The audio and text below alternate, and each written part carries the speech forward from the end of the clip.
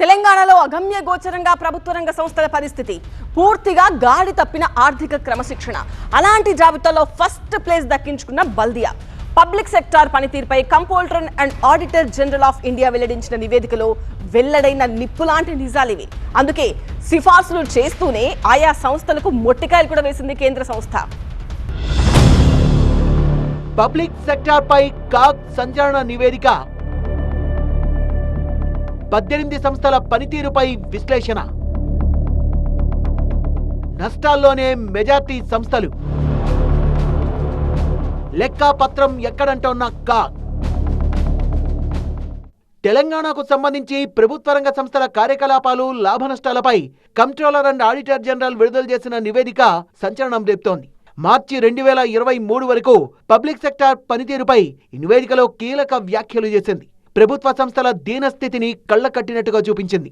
రాష్ట్రంలో మొత్తం 83 ప్రభుత్వ రంగ సంస్థలుండగా వాటిల్లో కొన్ని అగమ్యగోచరమైన పరిస్థితుల్లో కొట్టుమిట్టాడుతున్నాయని తెలిపింది. 67 సంస్థల్లో 49 లెక్కాపత్రాలు కూడా సమర్పించడంలో ఆలస్యం చేశాయని నివేదికలో తెలిపింది.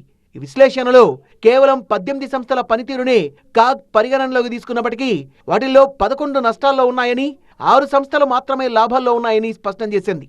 95,204 కోట్ల టర్నోవర్ ఉన్న ఈ 18 సంస్థల లెక్కాపత్రం చూశాక రాష్ట్రంలో ప్రభుత్వ సంస్థల పనితీరు ఎలా ఉందో అర్థమవుతోందని నివేదికలో స్పష్టం చేసింది కాగ్. ప్రభుత్వ రంగానికి చెందిన 71 సంస్థలు సమయానికి ఖాతాలు సమర్పించకపోవడంపై ఆందోళన వ్యక్తం చేసింది కాగ్. 15 సంస్థల్లో 9 స్వతంత్ర డైరెక్టర్ల నియామకం జరగలేదని, ఎక్కడా సమావేశాలు నిర్వహించలేదని తన నివేదికలో పేర్కొంది. 5 సంస్థల్లో అసలు ఆడిట్ కమిటీయే లేదని, 9 సంస్థల్లో ఎన్ఆర్సీ కమిటీ ఏర్పాటు కాలేదని తెలిపింది. ప్రభుత్వ రంగ సంస్థలకు పలు సిఫార్సులు చేస్తూనే మొట్టికాయలు వేసింది కాగ్. నష్టాల్లో ఉన్న కంపెనీల పనితీరుని సమీక్షించాలని, నష్టాల్లో ఉన్న కంపెనీలకు ప్రోత్సాహకాలు ఇవ్వాలని, లేదంటే వాటిని మూసివేయించడమే మేలని సలహా ఇచ్చింది. కీలకమైన సింగరేణి కంపెనీ కూడా పలు సూచనలు చేసింది కాగ్. ఓబీఆర్ కాంట్రాక్టుల్లో భద్రతా నిబంధనల్ని మార్చాలని, బొగ్గు రవాణా ఛార్జీల్ని సమీక్షించాలని హెచ్చరించింది. తవ్విన గనుల్ని తిరిగి నింపడానికి నది ఇసుకకు బదులు ప్రాసెస్ చేసిన బూడిదను లేదా గనుల ఉపరితల పదార్థాలను వాడాలని సూచించింది. రాష్ట్రంలోని అర్బన్ లోకల్ బాడీస్ లో ఆర్థిక క్రమశిక్షణ పూర్తిగా గాడి తప్పిందని కాగ్ నివేదిక సారాంశం.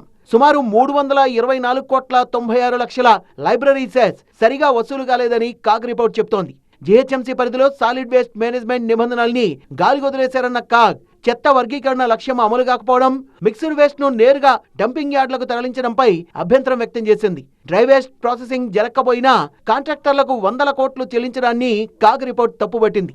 పెరుగుతోన్న రాష్ట్ర రుణభారం పైన ఆందోళన వ్యక్తం చేసిన కాగ్ మొత్తం అప్పులు 5.62 లక్షల కోట్లకు చేరుకున్నాయని, ఇది జీఎస్డీపీలో 34.29% ఉందని తెలిపింది. ఎఫ్ఆర్బిఎం నిబంధనల ప్రకారం ఉండాల్సిన 32.8% పరిమితిని తెలంగాణ ఎప్పుడో మించిపోయిందన్న కాగ్ బడ్జెట్ కేటాయింపుల కంటే 31,229 కోట్లు అదనంగా ఖర్చు చేయడం ఆర్థిక క్రమశిక్షణ గాడి తప్పింది అనే దానికి నిదర్శనమని విమర్శించింది.